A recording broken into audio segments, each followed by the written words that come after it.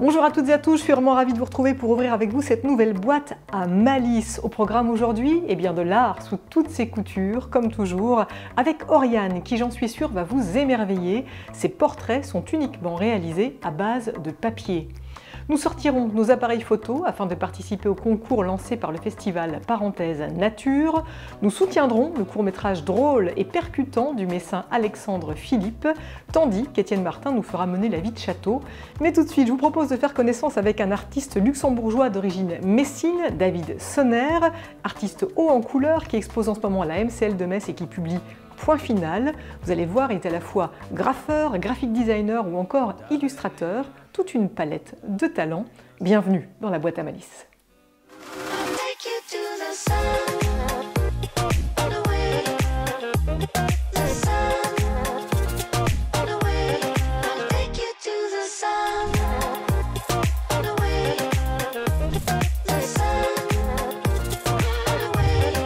Crazy all night.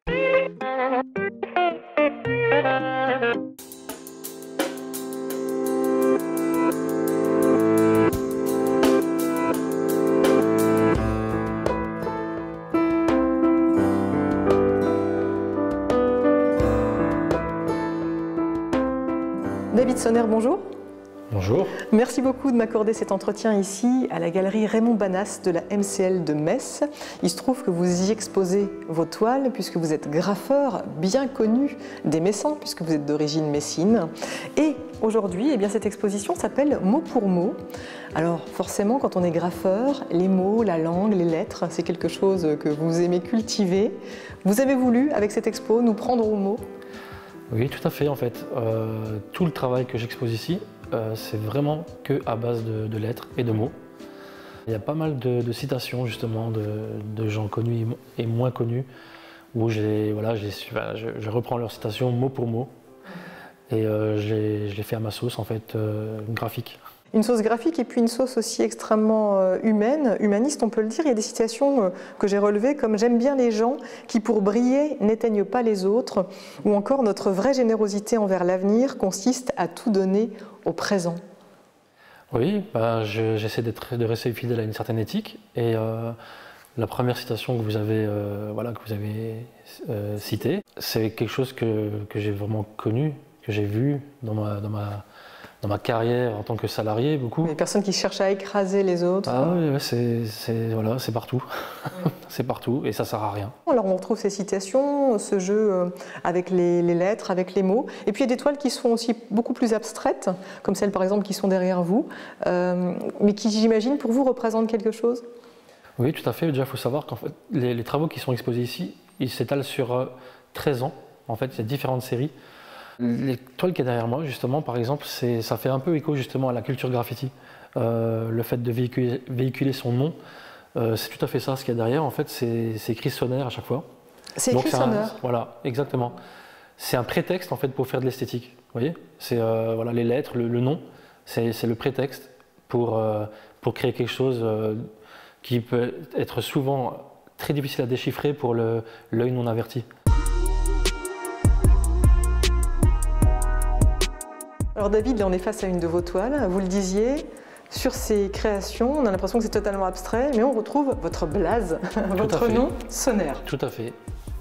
Le S là, le O, le N, le E et le R à l'envers. Retournez. Ça s'imbrique, vous voyez, c'est comme un puzzle. J'étire les lettres, ça leur donne du flow, du peps, du mouvement. Vraiment, ma recherche, toutes ces années-là, c'était orienté vers là, de trouver vraiment le meilleur flow, qu'il y ait le plus de mouvement dedans, ouais. Que ça donne vraiment quelque chose, une impression que ça bouge, ça tourne. Ça... Quelle serait la patte Sonner? La patte Sonner, je dirais dans mon ADN graphique depuis le début, je dirais quand même que c'est les courbes, la finesse, les pleins, les déliés, ça vient un peu de la calligraphie, tout ça justement. Donc un peu tout est lié, vous voyez. Et aussi peut-être un mélange de couleurs assez. J'essaie vraiment de faire matcher les couleurs au mieux, que ce soit cohérent, que ce soit joli aussi. Mais l'ADN propre même, c'est vraiment la courbe, la finesse et la propreté aussi du trait. Ouais. Pour revenir à votre parcours, vous avez grandi dans les années 80, 90, vous êtes dans 1974, donc vous avez grandi avec la culture hip-hop, ça a commencé par le breakdance, la danse, et jusqu'au graphisme. Ça a été quoi le déclencheur pour vous? Déjà, j'ai toujours été un peu, comment dire, sensible à tout ce qui vient des États-Unis. En fait, j'ai fait du skateboard, j'ai fait du BMX freestyle. Le breakdance, justement, ça arrivait en 84 en France, enfin 83, 84. Et il y a eu l'émission de Sydney sur TF1, donc une grosse audience. Et moi, je voyais ça avec des yeux d'enfant. Enfin, c'était incroyable, des gars qui tournent sur la tête, sur le dos. Enfin, c'était fou. Toute cette culture, c'était du jamais vu, tout est nouveau. Le graffiti, c'est pareil, en fait. Tout ça, c'était lié pour nous. On l'a reçu ensemble. Pour vous, qu'est-ce qui fait que plutôt que de tourner sur la tête, vous avez préféré justement vous orienter vers le graphe? Parce que je dessine depuis toujours. J'ai toujours aimé le dessin, j'ai toujours aimé faire des choses avec mes mains. Depuis que je suis tout petit, je disais à mes parents, quand je serai grand, je serai dessinateur, je vais être dessinateur. Après, au lycée, j'ai fait art plastique, enfin, voilà. Mais alors après, vous vous mettez à graffer sur les murs? C'était vraiment pas démocratisé comme aujourd'hui, c'était pas si facile en fait. Il n'y avait pas Internet, il n'y avait pas les bombes comme maintenant, il n'y avait pas... Alors, on ne savait même pas comment faire en fait. Moi, je ne savais pas comment faire, comment on se faisait un graphe. Vous avez tout inventé finalement? J'ai appris tout seul en fait. Ouais, c'est ça au feeling, quoi. En fait, je faisais même les choses à l'envers. Moi, à l'époque, les premiers graphes que je faisais à l'envers en fait. Je faisais les contours alors qu'on les fait à la fin. C'est quoi la panoplie du petit graffeur? La panoplie? Ouais. Bah ouais, classique, hein, les bombes, les caps, petit capuchon là, de l'encre, des marqueurs. Là, ce qui est bien avec ces bombes là, c'est qu'il n'y a pas d'odeur.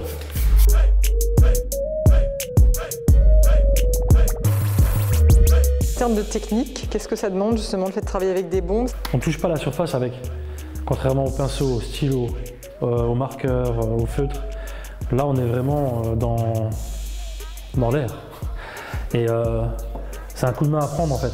C'est un super outil parce qu'on peut peindre des grandes surfaces très vite, ça sèche très très vite. C'est génial quoi.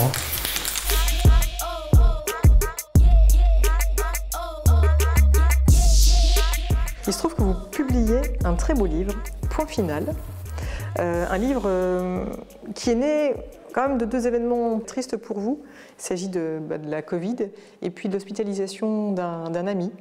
Skull, c'est vraiment ça qui a déclenché la naissance de ce livre. Le fait de me remettre au dessin dans l'esthétique du graffiti, du writing, comme on peut le voir là, c'était l'hospitalisation de mon ami Skull, qui est aussi donc, c'est un collègue graffeur hein, de la région Messine.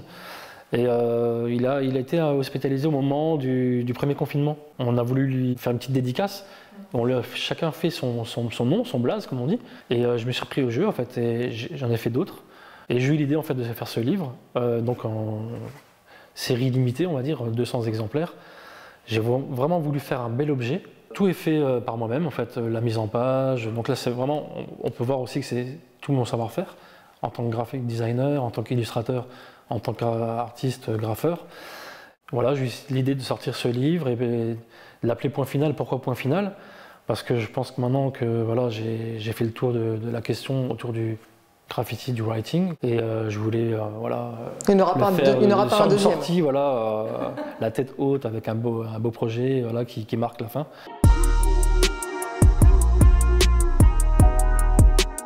Donc fini ces toiles avec votre nom sonore et vous êtes parti vers quelque chose de plus figuratif. J'avais envie de raconter d'autres choses, de passer certains messages.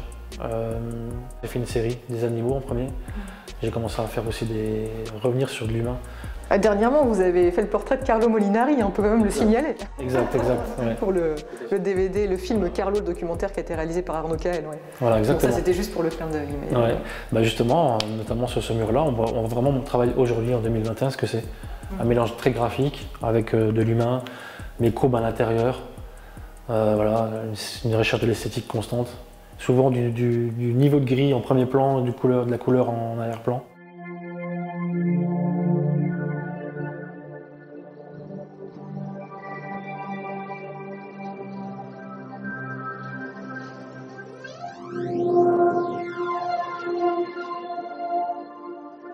Bon, bah, qu'est-ce qu'on vous souhaite alors pour demain? D'évoluer, de trouver toujours d'autres choses. Et puis aussi de réussir toujours à vivre de son propre travail, quoi. Eh ben, je vous souhaite le meilleur, je vous dis à bientôt. Et puis, merci beaucoup. On n'oublie pas, hein, jusqu'au 16 mars ici, à la MCL de Metz, à la galerie Raymond Banas. Merci beaucoup, David. Merci à vous.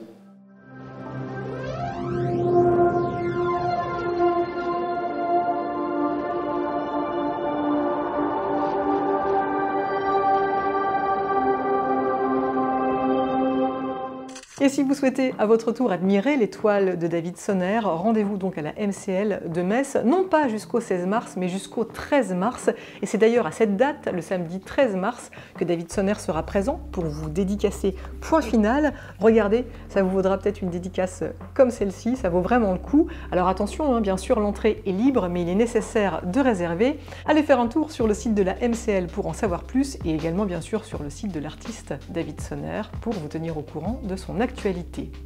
Dans notre boîte à idées aujourd'hui, on retrouve une invitation à prendre un grand bol d'air avec le festival Parenthèse Nature qui lance un grand concours destiné aux photographes de tout poil. On en parle tout de suite avec Olivier Henrion, le président de l'association, qui en profite au passage pour faire le point, le bilan de la première édition.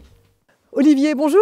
Bonjour. Je suis ravie de vous retrouver aujourd'hui pour faire un petit peu le point sur l'exposition Parenthèse Nature, première édition qui s'est déroulée au golfe de Folquemont-Pompierre, exposition entièrement dédiée à la photographie de nature et photographie aussi, on peut le dire, écolo. Complètement, donc c'est une exposition qui vient de se terminer et on va déjà enchaîner sur la deuxième édition. Oui, ça veut dire que la première édition a bien marché. Ah oui, c'était un succès par rapport justement au contexte sanitaire. On a quand même réussi à avoir 10 000 personnes qui sont venues visiter cette exposition, dont 1500 scolaires, donc des petits, des écoles primaires, collèges et lycées. Donc deuxième édition à venir en perspective, vous êtes voilà, déjà en train de la préparer, et avec plein de nouveautés, et notamment première chose, un grand concours pour inviter les photographes à y participer. On entame donc la deuxième édition avec comme nouveauté notamment l'édition d'un ouvrage qui comprendra 150 photos qui seront sélectionnées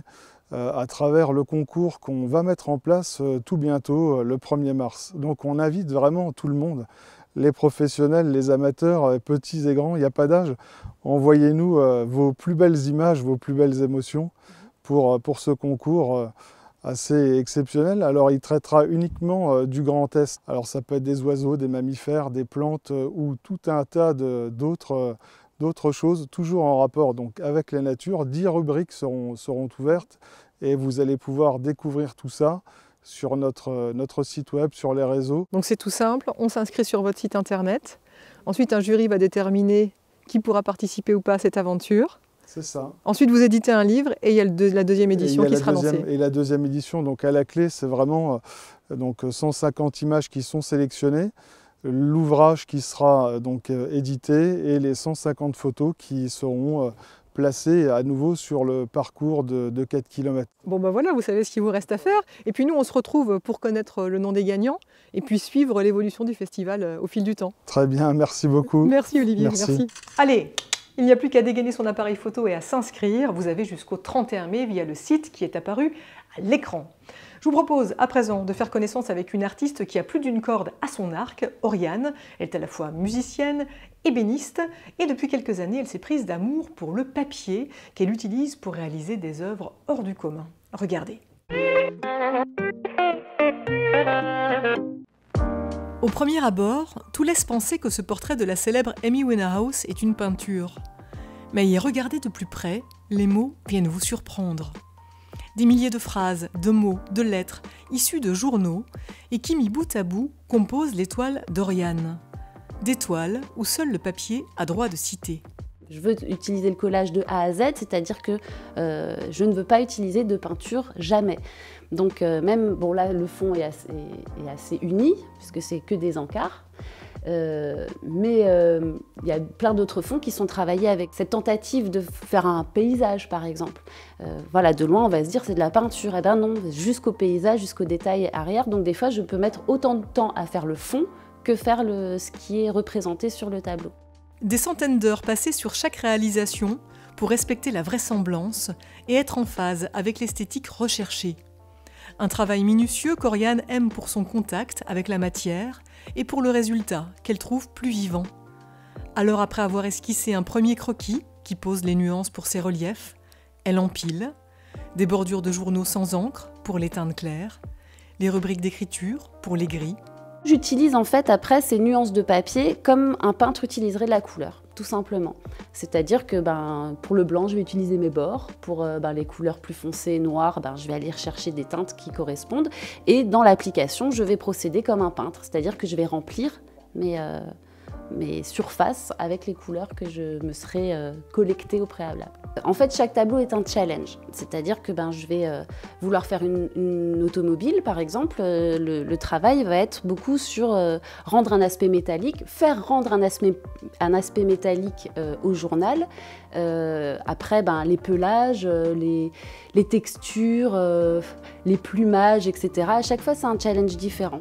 Se dépasser toujours et explorer de nouveaux territoires, tout en cultivant un amour pour les portraits qui lui permettent de travailler sur les expressions humaines ou animales.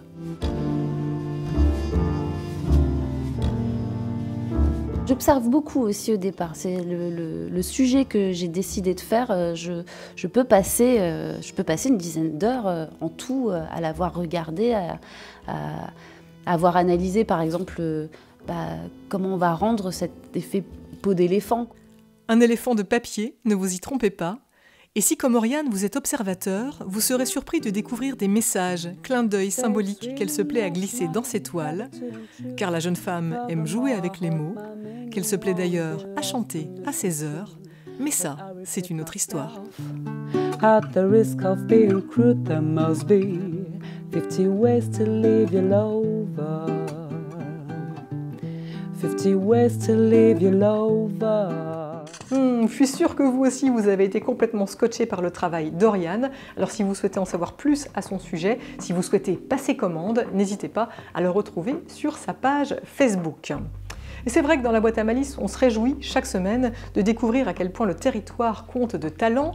Et en voici un nouveau, en la personne d'Alexandre Marinelli, que vous connaissez déjà pour ses interventions en tant que comédien et réalisateur dans la série Nexus 6 qui cartonne, série qui compte plus de 210 000 abonnés et que l'on doit à l'équipe de French Toast, dont Alexandre fait partie. Et le réalisateur aujourd'hui a décidé de participer à la 11e édition du Nikon Film Festival. Alors pourquoi, vous demandez-vous? Eh bien, il y répond à cette question avec l'humour qu'il caractérise. Bonjour, voici un grand hamster d'Alsace. Il s'agit d'une espèce protégée. Si jamais vous en trouvez un, s'il vous plaît, contactez ce numéro et faites en sorte qu'il soit protégé le plus longtemps possible. Mais alors, qu'est-ce qui est aussi rare que le grand hamster d'Alsace, me diriez-vous? Eh bien, que je fasse des courts-métrages. Tu viens de faire tout un développement sur le hamster d'Alsace pour essayer de parler de ton film. J'ai décidé cette année, parce que j'étais inspiré, j'ai lu le thème du Nikon Film Festival et je me suis dit, je vais le faire. Ça n'a rien à voir. Le titre case DEP fait référence à la case départ, mais aussi l'abréviation DEP comme Johnny Depp avec un P en moins renvoie à la dépression, vous l'avez bien compris. Je suis sur un parking désaffecté de la périphérie de Nancy. Du coup, le thème imposé du Nikon Film Festival, c'est le jeu. J'ai essayé de prendre le parti pris du mauvais perdant, et on peut être mauvais perdant pour absolument tout. D'essayer de voir comment fonctionnait un mauvais perdant dans sa tête, comment il réglait les problèmes, ce qu'il pensait. Donc voilà, c'est un film un peu personnel. Oui, je change de fringue tout le temps, mais en fait, c'est parce que je fais plusieurs vidéos sur plusieurs jours, et après je découpe tout et je fais ma sauce, c'est dans ma tête. J'ai pas le temps, je vous dis. C'est un film un peu personnel, notamment parce qu'on a tout tourné à Thionville, c'est la ville d'où je viens, et c'est aussi parce qu'il est un peu personnel que j'ai décidé de jouer le personnage principal. Il y aura aussi Cyril qui a enlevé ses cheveux pour l'occasion. Lucie Chossler, make-up FX, toujours dans les bons coups. Et Romain Toumix, the best superstar. Pour voir le film, rien de plus simple, le lien est dans ma description Instagram. Et voilà le lien qui vous permettra de voter pour Case DEP, le court-métrage d'Alexandre Marinelli qui se joue des mauvais perdants. Et à l'image de la présentation que vous venez de voir, eh bien le film est drôle, percutant et hyper bien réalisé. Vous ne croyez pas? Bien regardez. C'est moi le moudeur. C'est du pognon. Putain, mais regarde, t'as l'air si contente d'avoir vu de la paix, hein. Si tu pouvais te payer un chez toi pour commencer ta vie, ce serait pas mal, non? Ce sont pas des vrais billets, t'es au courant? Tu devrais plutôt t'en faire une perruque pour cacher ta calvose et ta tronche de schmire. Hey, l'américain, ça se passe bien le chômage? T'aimerais un peu de sauce algérienne pour tes chips, espèce de gros... Mais qu'est-ce qui t'arrive? T'es un putain de mauvais perdant, man. Renulos, ça va? Oui. Continuez, j'arrive. Ramène des curlailles. Marre. Ouais, sérieusement. Marre de cette vie nulle, ces potes de merde, cette région moisie, cette météo, sa race. Pourquoi y a tellement de branleurs qui réussissent en foutant que dalle sur ces putains de réseaux pendant que je me casse autant le cerveau, que je bois de la flotte? Pourquoi je me suis servi un verre d'eau? C'est une échappatoire à toi. La roue tourne? Mon cul. Dans quel sens? Et elle est où déjà cette putain de roue? C'est qui le connard qui la tourne? Je suis dans un labyrinthe sans sortie. Les gars qui sont personne comme moi restent personne à jamais. Et ceux qui ont du bol gamin ont du bol toute leur vie. Merde! Chaque jour, chaque kilo que je prends, je suis bloqué dans le tunnel de l'échec. Toujours à faire les mêmes conneries inutiles. Porter ces sacs de bouffe remplis de saloperies qu'on paye 10 fois trop cher. Aide ton prochain, le ciel t'aidera. L'argent ne fait pas le bonheur. J'ai envie de buter le mec qui a écrit toutes ces phrases de gros dépressifs. Merde! Kobe Bryant qui s'explose en hélicoptère. Rien à foutre. De temps à autre, un blindé qui a la poisse, ça équilibre. Quand on pense à tous ces gens qui crèvent la gueule ouverte à l'autre bout du monde et qui eux ne savent même pas ce que c'est une saloperie d'hélicoptère, on s'en bat les couilles de toutes ces... Oh. Kobe Bryant n'est pas responsable. T'es mauvais au basket, c'est comme ça. Mais il y a sans doute des milliers de trucs que tu sais faire. Et toi, t'es encore là pour changer les choses. C'est pas du bol, ça? Tu sais bien qu'il est plus facile de tomber au fond du puits que... Je sais pas où ça va, ça, mais je veux pas d'expression. Tu vaux mieux que ça. Regarde Rocky Balboa, Philippe Etchebest. Ça, c'est des mecs qui en veulent à fond. Alors remonte tes manches de gros con. Va à cette foutue table et lance les dés de ta vie.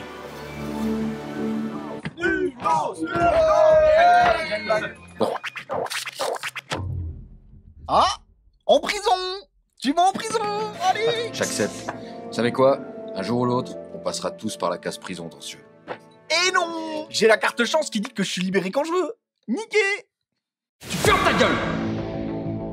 Casse-Dep, un court-métrage signé Alexandre Marinelli. Alors si comme moi vous avez adoré ce film, précipitez-vous sur le site du Nikon Film Festival pour voter pour lui. Ça permettra aux membres du jury, qui sont composés de personnalités comme Louise Bourgoin, Reda Kateb ou encore Éric Judor, eh bien de voir à son tour ce court-métrage et peut-être de lui décerner un prix. C'est tout le mal qu'on lui souhaite. Vraiment, allez faire un tour sur le site et votez, votez, votez, votez, votez. Vous avez jusqu'au 11 avril.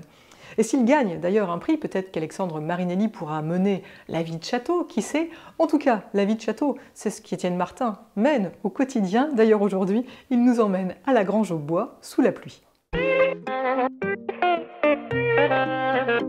Bonjour, aujourd'hui bienvenue à Ars-la-Connexie pour vous présenter l'un des plus beaux châteaux de l'agglomération messine. Vous le voyez derrière moi, c'est le château de Mercy. Alors c'est un château qui date du début du XXe siècle. Il a été construit entre 1905 et 1908 par un architecte, Henri Klein, à la demande d'une famille, la famille de Coët-Lequay. Alors ce château est voulu par Maurice de Coët-Lequay, c'est un messin, un grand mécène philanthrope de la ville de Metz, famille d'origine bretonne, et qui souhaite ce château, qui malheureusement meurt un peu trop tôt. Il meurt en 1904, juste avant que ne débutent les travaux, et c'est sa veuve qui va mener à bien la construction du château de Mercy. Ce château, il est fait en réaction à l'occupation allemande. C'est un manifeste vraiment du bon goût à la française. Et vous le voyez par trois grands critères, si l'on pourrait dire. D'abord le critère de l'architecture. Ce n'est pas du tout dans l'architecture néo-romane ou néo-gothique telle que les Allemands la font à ce moment-là dans le quartier impérial. C'est une architecture éclectique, une architecture française qui mélange un peu tous les styles, le grand siècle, le courant, ce qu'on appelle l'historicisme, voire même, quand on regarde certains éléments de sculpture, de l'art nouveau. Donc vous voyez d'abord, l'architecture, c'est une architecture française. La deuxième chose, le deuxième critère, le deuxième caractère éminemment français, c'est la pierre qui est employée. Ici, pas de pierre jaune, pas de pierre de Jaumont, on fait venir de la pierre de Meuse, de la pierre de Savonnières, une pierre blanche, une pierre comme Nancy, une pierre française. Et puis enfin, aujourd'hui, il a disparu, c'est le jardin qui entourait le château, un jardin à la française, qu'on demande alors, on ne disait pas encore un paysagiste, on disait un arboriculteur, un aménageur, Jean-Joseph Picoré, qui est de Nancy et qui dessine ce grand jardin à la française. Alors, ce manifeste français, la famille de Coët-Lequay eh bien, va le conserver jusqu'en 1926, date à laquelle elle met en vente, elle revend le château, et puis c'est finalement l'armée qui s'en porte propriétaire à partir de 1938. Et de 1938 à 2000, ce château va rester dans le giron de l'armée, alors que ce soit de l'armée française ou l'armée allemande, évidemment lors de la Seconde Guerre mondiale, qui y installera d'ailleurs un hôpital. Et puis après la Seconde Guerre, le château est tantôt occupé par l'aviation royale canadienne, du temps où l'OTAN était en Moselle, et puis ensuite par divers commandements militaires, d'artillerie ou de renseignement. Et puis en 2000, finalement, l'armée vend le château, et puis le très très grand terrain qui entourait le château à la communauté d'agglomération de Metz, qui décide de construire le nouvel hôpital, l'hôpital de Mercy, rognant évidemment passablement le terrain du château. L'hôpital de Mercy, qui est face à moi, eh bien, lui ouvre en 2012. Et en 2012, eh bien, on décide finalement, la communauté de communes décide de vendre le château à un promoteur privé. Et puis voilà, il y a différents projets maintenant pour eh bien, changer l'affectation de ce château, mais qui reste, vous le voyez, l'un des plus beaux exemples de l'architecture du début du XXe siècle. J'attire votre attention aussi, si vous venez faire un tour à Mercy, regardez le château, et puis regardez juste à côté, il y a la petite chapelle du château. Alors elle vous semblera modeste, mais elle est beaucoup, beaucoup plus ancienne, puisqu'elle date de 1628, hein, elle date du XVIIe, c'est la chapelle du premier château, puisqu'il y avait un château auparavant, qui a été détruit dans un incendie lors de la guerre de 70, eh bien cette chapelle, regardez-la, puisque le portail ancien, c'est le portail de l'ancienne chapelle Sainte-Élisabeth de Metz, qui avait été remonté à la fin du 19e par la famille de Coët-Loquet, ceux qui ont construit le château de Mercy, pour sauver tous ces éléments du patrimoine. Merci beaucoup Étienne pour tes chroniques toujours aussi passionnantes. On te retrouve bientôt pour de nouvelles aventures, sous le soleil, je l'espère, cette fois.